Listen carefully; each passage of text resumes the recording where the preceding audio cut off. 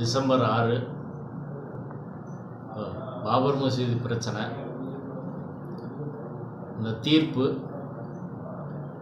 ஒரு அநீதியான தீர்ப்பு என்றாலும் கூட அந்த பிரச்சனை ஏதோ ஒரு வழியில் முடிவுக்கு வந்தது என்ற அடிப்படையில் எல்லா மக்களும் கட்சிகளும் நம்பிக்கொண்டிருந்த சூழ்நிலையில் முற்போக்கு சக்திகள் இன்னும் பல இஸ்லாமிய அமைப்புகள் அன்னைக்கே எச்சரிக்கை பண்ணோம். ஃபாசிஸ்டுகளோட திட்டம் ஒரு பிரச்சனை முடிஞ்சால் இன்னொரு பிரச்சனையை எடுப்பாங்க என்று. அதே போல் இன்று உத்தரப்பிரதேசத்திலே சம்பல் மசூதி பிரச்சனையை எடுத்து இன்றைக்கு 5 பேர் அங்கே சுட்டு கொல்லப்பட்டிருக்கிறார்கள். எதிர்க்கட்சி தலைவர் ராகுல் காந்தி கூட அந்த பகுதிக்கு செல்ல முடியாதபடி தடுக்கப்பட்டிருக்கிறார். இப்போ பிரச்சனை சம்பல் மசூதி 1526 பாபர் காலத்தில் ஒரு கோயிலை இடித்து கட்டப்பட்டது அப்படின்னு இன்றைக்கி கொண்டு வராங்க. இதற்கு முன்னாடி ஞானபாவி மசூதி பிரச்சனையை கிளப்புனாங்க. இப்படி தொடர்ச்சியாக வரலாற்று பழிவாங்கல் என்ற அடிப்படையிலே சென்றால் எதுவரை போகிறது அப்படின்ற கேள்வி தான் இருக்குது. இந்த பிரச்சனையை முன்னுணர்ந்து தான் பாபர் மசூதி இடிப்பு சமயத்தில் பிளேசஸ் ஆஃப் ஒர்ஷிப் ஆக்ட் என்று வழிபாட்டு தலங்கள் சட்டம் என்ற ஒரு சட்டம் காங்கிரஸ் அரசால் கொண்டு வரப்பட்டது. அந்த சட்டப்படி 1947 ஆகஸ்ட் 15 இந்த நாட்டிலே உள்ள மத வழிபாட்டு தலங்கள் என்ன நிலையில் இருந்ததோ அதை அப்படியே தான் பராமரிக்கணும். இதற்கு முன்னாடி கோயில் இருந்துச்சு, அதை இடிச்சுட்டு கட்டிட்டாங்க, இல்லை மசூதி இருந்துச்சு, அதை இடிச்சுட்டு கோயில் கட்டிட்டாங்க, இல்லை சர்ச்சு கட்டிட்டாங்க, வேறு ஒரே மதத்தை சேர்ந்தவங்களை மாற்றி கட்டிட்டாங்க, இப்படி எந்த விஷயமும் பண்ணக்கூடாது. 1947 ஆகஸ்ட் 15 வழிபாட்டு தலங்கள் என்ன நிலையில் இருந்ததோ அதே நிலையில் தான் நீடிக்க வேண்டும்.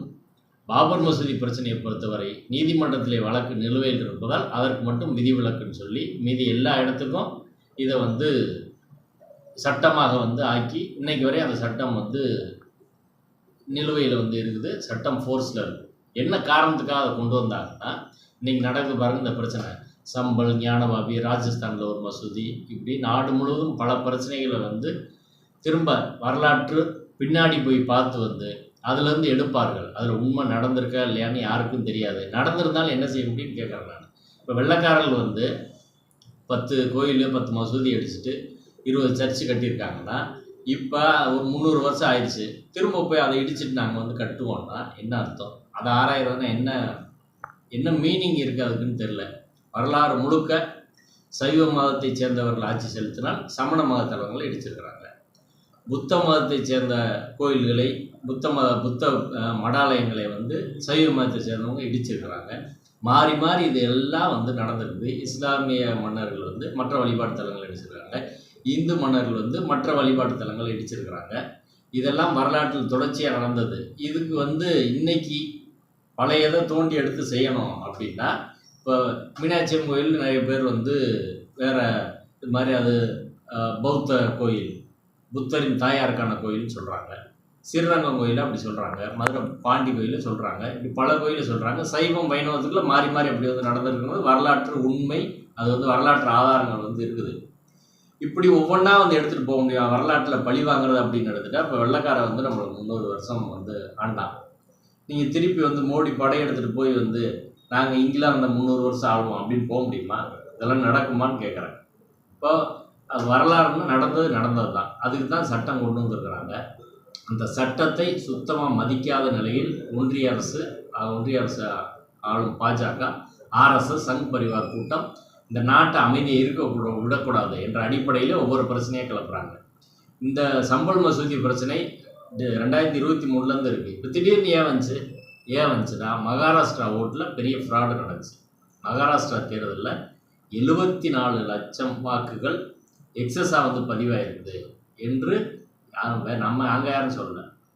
தேர்தல் கமிஷன் புள்ளி விவரங்கள்லேருந்து நிர்மலா சீதாராமனின் கணவர் பரகல பிரபாகர் தான் குற்றம் சாட்டியிருக்கிறார். இன்னும் பல கட்சிகள் குற்றம் சாட்டியிருக்கிறாங்க. மக்கள் ஒரு ஊர் மக்கள் வந்து நாங்கள் ஓட்டே போடல, நாங்கள் தனியாக எலெக்ஷன் நடத்துகிறோம்னு சொல்லி அறிவிச்சிருக்காங்க. அங்கே 144 போட்டு ஊரடங்கு போட்டு யாரும் வெளியே வர விடாமல் தடுத்துருக்குறாங்க. மொத்தத்தில் அந்த மகாராஷ்டிராவில் இந்த பாஜக கூட்டணி ஜெயிப்பதற்கான எந்த வாய்ப்பும் இல்லை. அதில் அதானிக்கு வந்து தாராவி பகுதியை வந்து முழுக்க தார வார்த்திருக்கிறாங்க. அந்த பணத்தெல்லாம் இறக்கி இவிஎம்ஐ ஹேக் பண்ணி மோசடி பண்ணி இன்றைக்கி வந்து அவங்க வந்து ஜெயிச்சிருக்கிறாங்க. இப்போ இந்த பிரச்சனை விவாதத்துக்கு வருகிற போது உடனே சம்பள பிரச்சனையை திடீர்னு கோர்ட்டில் ஆர்டர் போடுறாங்க. 3 மணி நேரத்துக்குள்ளே அங்கே இன்ஸ்பெக்ஷனுக்கு அட்வொகேட் கமிஷனர் போகாது. ஒரு கலவரம் உருவாக்கப்பட்டு 5 பேரை சுடுறாங்க. இப்போ பிரச்சனை இந்த பக்கம் போயிடுச்சு. மகாராஷ்டிரா பிரச்சனை பின்னுக்கு போயிடுச்சு. இன்னைக்கு பதவி ஏற்புலாம் அப்படி இப்படின்னு அந்த பிரச்சனைகள் வந்து போயிடுச்சு. இப்போ இது மாதிரி பல பிரச்சனைகளை ஃபாசிஸ்டுகளை எடுத்து வச்சுக்கிட்டு இப்படி வந்து திசை திருப்புறாங்க. இப்படி செஞ்சால் 1991 கொண்டு வரப்பட்ட சட்டத்துக்கு என்ன மதிப்பு? அந்த சட்டத்தை தெளிவாக இன்டர்பிரட் செய்து பொருள் விளக்கம் கொடுத்து பாபர் மசூதி வழக்கில் உச்சநீதிமன்றத்தின் 5 நீதிபதிகள் கொண்ட அமர்வு, தலைமை நீதிபதி சந்திரசூட் அந்த பெஞ்சில் இருந்தார். அவங்க 5 பேர் வந்து மிக தெளிவான ஒரு தீர்ப்பு வந்து கொடுத்தாங்க. அதாவது இந்த நாட்டில் 1947 ஆகஸ்ட் 15 உள்ள மத வழிபாட்டு சின்னங்கள் அப்படியே பாதுகாக்கப்படணும். அதை மீறி யாராவது பண்ணால் ஸ்டேட் கவர்மெண்ட் அவங்க மேலே வந்து நடவடிக்கை எடுக்கணும். இந்த நாட்டின் மதச்சார்பின்மை என்பது அரசியல் சட்டத்தின் அடிப்படை கூறு, basic structure of the constitution. அதனால் அதை மாற்றுறதுக்கான உரிமை யாருக்கும் கிடையாது. அதை பாதுகாக்க வேண்டிய பொறுப்பும் கடமையும் வந்து ஒன்றிய அரசுக்கும் மாநில அரசுகளுக்கும் இருக்குது. அந்த அடிப்படையில் வந்து இனிமே பாபர் மசூதி போல் இன்னொரு பிரச்சனை வரக்கூடாது. அதனால் ஏற்கனவே என்ன நிலைமை இருக்கோ அதை தான் வந்து தொடரணும். யார் இடித்து கட்டியிருந்தாலும் சரி, மாற்று கட்டியிருந்தாலும் சரி, அதை ஆராயக்கூடாதுன்னு சொல்லி உச்சநீதிமன்றத்தின் அரசியல் சாசன அமர்வு மிக தெளிவாக தீர்ப்பு சொல்லிட்டாங்க. அதே உச்சநீதிமன்றம் போன வருஷம் வந்து ஞானவாபி மசூதி பிரச்சனை 2022 ஞானவாபின்னு ஒரு மசூதி பிரச்சனையை வந்து எடுக்கிறாங்க. அங்கே கோயில் இருந்துச்சு, ஒரு பக்கத்தில் கோயில் இருந்துச்சுன்னு சொல்லி அதில் வந்து நாங்கள் வழிபாடு செய்யணும்னு ஒரு 5 பெண்கள் மனு போடுறாங்க. அங்கே அந்த வழக்கு உச்சநீதிமன்றத்தில் வருகிற போது உச்சநீதிமன்றத்தில் வந்து இஸ்லாமியர்கள் தரப்பில் மசூதி நிர்வாகம் தரப்பில் வந்து ஏற்கனவே 1991 வழிபாட்டு தலங்கள் சட்டம் இருக்குது. மசூதி அது கோயிலோ அது ஒன்ஸ் மாறிடுச்சுன்னா அவ்வளோதான், இனி அதை வந்து பண்ண முடியாது, மாற்றலன்னு சொல்கிறாங்க. ஆனால் அன்னைக்கு இருந்த நீதிபதி உச்சநீதிமன்ற தலைமை நீதிபதி சந்திரசூட் அவர்கள் ஒரு இன்டர்பிரட்டேஷன் வந்து கொடுத்தாரு. அதாவது நீங்கள் வந்து மாற்றக்கூடாது, ஒரு வழிபாட்டு தலம் 1947 ஆகஸ்ட் 15 எப்படி இருக்கோ அதே நிலையில் தான் அது இருக்கணும். அதை மாற்றக்கூட சொல்லி கேட்பதற்கான உரிமை யாருக்கும் கிடையாது, சட்டம் தடுக்குது. ஆனால் அதை ஆராய்வதற்கு தடை இல்லை அப்படின்னு ஒரு இன்டர்பிரட்டேஷன் ஓரலாக வந்து கேஸ் வர்றபோது பேசுகிறாரு. இப்போ அதை எடுத்துக்கிட்டு எல்லா கோர்ட்லேயும் வழக்கு போடுறாங்க. அப்படி தான் இந்த வழக்கம் உத்தரப்பிரதேசத்தில் இப்போ அந்த வழக்கு வந்து வந்திருக்குது. அந்த அந்த அப்சர்வேஷன் வந்து லீகலானது கிடையாது, அது ரிட்டனாகவும் கிடையாது. உச்சநீதிமன்றத்தின் 5 நீதிபதிகள் கொண்ட அமர்வின் தீர்ப்புக்கு எதிராக வந்து போகிற போக்கில் அவர் வந்து பேசிட்டு போகிறாரு. சந்திரசூட் எப்படி அவர் இருந்தார் அவர் பீரியட்ன்றது வந்து எல்லோரும் வந்து தெரிஞ்சது தான். மோடியை வந்து அவர் விநாயகர் சதுர்த்தி கூப்பிட்டதுலேருந்து பாபர் மசூதி தீர்ப்பை நான் கடவுள்கிட்ட கேட்டு எழுதினேன் அப்படின்னு சொன்னது வரை வந்து எல்லா விஷயத்திலும் அவர் இந்துத்துவவாதிகளுக்கு ஆதரவாகத்தான் எல்லா விஷயமும் செயல்பட்டார் அப்படின்றது தெல்ல தெளிவாக வந்து நம்மளுக்கு தெரிஞ்சிருச்சு. அவரே பல விஷயங்களை ஒத்துக்கிட்ட மாதிரி வந்து பேசிட்டு போயிட்டார். அவர் சொன்ன ஒரு ஓரலான அப்சர்வேஷன் இந்த நாட்டில் ஒரு மிகப்பெரிய ஒரு அபாயத்தை உருவாக்கி இருக்குது. எல்லா இடங்கள்லையும் இந்த பிரச்சனையை மீண்டும் கிளறுவது அப்படின்ற நோக்கத்தில் வந்து இவங்க போகிறாங்க. இது முழுக்க அநீதியானது. இந்த நாட்டில் நீங்கள் விவசாயிகள் பொருளுக்கு உரிய விலையை கிடைக்கல, விளைபொருள் கிடைக்கலன்னு டெல்லி பூரா சுற்றி போராடிக்கிட்டு இருக்கிறாங்க. இளைஞர்களுக்கு வேலை வாய்ப்பு கிடையாது, ரூபாய் மதிப்பு விழுந்துருச்சு, நடுத்தர மக்கள் விழிப்புதுங்கிறாங்க, கோடிக்கணக்கான தொழிலாளர்கள் வேலை இருந்திருக்காங்க, ஜிஎஸ்டியை கூட்டிக்கிட்டே போகிறாங்க. இட்லி சாப்பிட்றதுக்கு ஜிஎஸ்டி, 500 ரூபாய்க்கு துணி வாங்கினா ஜிஎஸ்டி, வாழவே முடியாத நிலைமையில் மக்கள் வந்து இருக்கிறாங்க. இன்னைக்கு கல்வி வந்து பணம் இருந்தால் தான் கல்வின்ற நிலை வந்து போயிடுச்சு, மருத்துவம் பணம் இருந்தால் தான் மருத்துவம்னு போயிடுச்சு. இந்த பிரச்சனைகள்லாம் எதுவுமே அவங்க வந்து பேசாமல் இன்னைக்கு இயற்கை சீற்றங்கள் மிகப்பெரிய ஒரு சவாலாக மாறி இருக்கு. இந்த உண்மையான பிரச்சனைகள்லாம் பேசாமல் ஒரு பக்கம் அதானியை வளர்த்து விடுறது, அதானி பல்லாயிரம் கோடி கொள்ளையடிக்கிறது, பல லட்சம் கோடி கொள்ளையடிக்கிறது, இன்னொரு பக்கம் வந்து மக்கள் இது மாதிரி பிரச்சனை பேசினா மோசடி செய்து பிரச்சனையை திசை திருப்பி இங்கே பாரு இந்த மசூதி பிரச்சனை, அந்த மசூதி பிரச்சனை, முஸ்லீம் தான் எதிரி என்ற வகையில் முழுக்க திசை திருப்பும் நடவடிக்கை தான் அவங்க வந்து செய்கிறாங்க. அதைத்தான் ஆர்எஸ்எஸ், பிஜேபி, சங் பரிவார் கூட்டம் ஒரு கோமாளி ஃபாசிஸ்டில் வகையிலே ஒரு நாடு மாட்டினா என்ன ஆகும் அப்படின்றதுக்கான துலக்கமான உதாரணமாக நம்ம நாடு இருக்குது. கிட்டத்தட்ட ஹிட்லரின் காலம் போல், முசோலினின் காலம் போல் ஒரு காலம் வந்து நெருங்கிக்கிட்டு இருக்கு. இந்த சூழ்நிலையில் எல்லா எதிர்க்கட்சிகளும் ஒன்றிணைந்து முதல்ல இந்த இவிஎம்மை ஒழிச்சிட்டு தேர்தல் முறையில் வாக்குச்சீட்டு முறையில் வரணும். ஒன்று, தேர்தல் அதிகாரத்திலேருந்து அவங்க ஆட்சி அதிகாரத்தில் இறங்கிட்டா பிரச்சனை தீர்ந்துருமானு தீராது.